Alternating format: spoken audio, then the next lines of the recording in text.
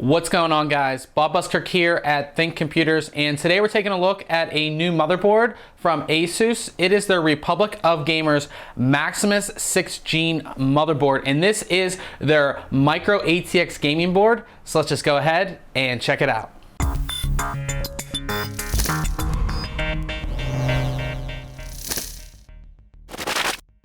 If we take a look at the box here itself, it does let us know that it is the Maximus 6-gene. It is NVIDIA SLI ready as well as AMD Crossfire ready. And of course, if we flip over to the back here, it's going to go into detail on all of the main features: the Supreme FX, the Micro PCI Express Combo 2, Extreme, Engine Digi Plus 3, and their, of course, Crossfire and SLI on there. And it goes over and it gives you an actual overview of all of your outputs right here and connections, which of course is good. You know, you're not sure what the motherboard has, you can check all that out before you buy it.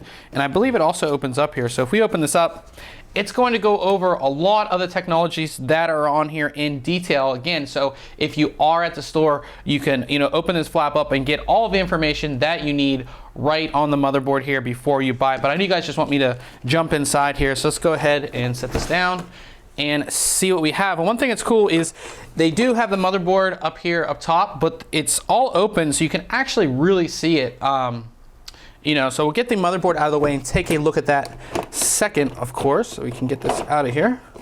Take this part off and lift this up. And now as far as accessories go, we have 3 bags right here that do have SATA cables inside. We have our mini PCI Express combo, which I will open up and get out and show you what that's all about. This goes in the top part of the board here, and it does have 2 sides to it. So one side, let me bring it close here. I'm not sure if you can see. We don't have a lot of light here at the front that you can see, but one side has the new next generation form factor. So you could put a next generation form factor solid state drive in here. And the other side, which is actually covered up here, has a mini PCI Express slot. So you could put, say, like a Wi-Fi adapter or something like that right in there. Really, really cool. Just, if you want it, you can use it. If not, you don't have to install it on the board, but it's always good to have. Now we also have our IO shield here, and just like all of them, it is labeled, so you know where to put all of your connections. We have our SLI bridge right here, and this one does have the Republic of Gamers logo on it. We have one of my favorite things that I always mention about ASUS motherboards is the, turn on this side so you guys can see, is the Q connector. And what this does is they are headers that you connect all of your front panel connections, and they do have the USB one on here as well. You connect all of those to this, and then you simply plug this into your motherboard. It's labeled, which is of course a plus, and it just makes it so much easier. We have stickers here that you can actually label your SATA cables with. So if you have a lot of drives going on, you're not sure which is which, you can actually label those. We do have a door hanger here. So on this side, it says do not disturb, champion in action. So when you're gaming, you can put that on your door. And then on this side, it says you can enter, and it says champion to break on that side. And then of course, we do have our very large user's guide, and inside of that, we do have our very important driver and software CD.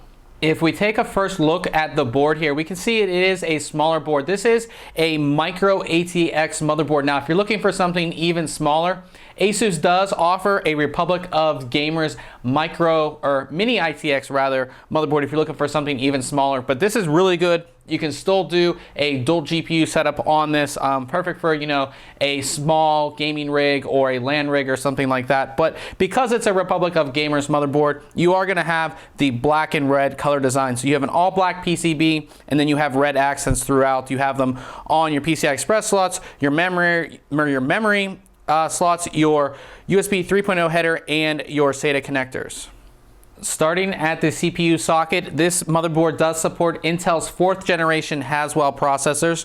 It features an 8+2 all digital power phase design, and those power delivery components are pretty high end.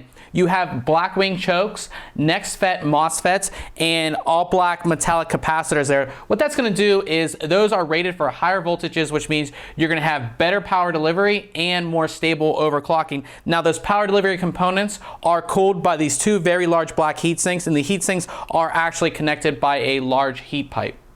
At the top of the board, you're going to find a few different connections here. You are going to have that smaller micro PCI Express card right here. If you do choose to use it, this is where you're going to install it.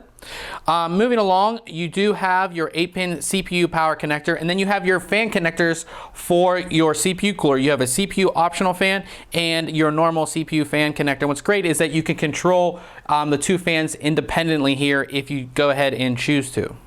Moving over to your memory slots, you have 4 memory slots which work in dual channel operation, and they are color coded for dual channel operation, so you know where to put your memory in here. They support up to 32 gigabytes of DDR3 memory at speeds of up to DDR3 3000, so you can have overclocked memory in here, no problem whatsoever. You do have a debug LED right here, and I always like to see this on motherboards because if you're having trouble with your board, it's not booting, something's happening, that's going to show code, and that will kind of show you where the problem exists so you can go ahead and troubleshoot it. You also have your Memo K button, and what that does is if you buy new memory and you don't have the timings, or you buy memory off a friend and you don't know the timings or something like that, this will, if you press that button and your memory is causing the system not to boot, this is going to find the right timings for you, so your system will boot, and then you can go into the BIOS and get everything set up yourself. You do have a 24-pin ATX power connection, and then you do have your USB 3.0 header right down there.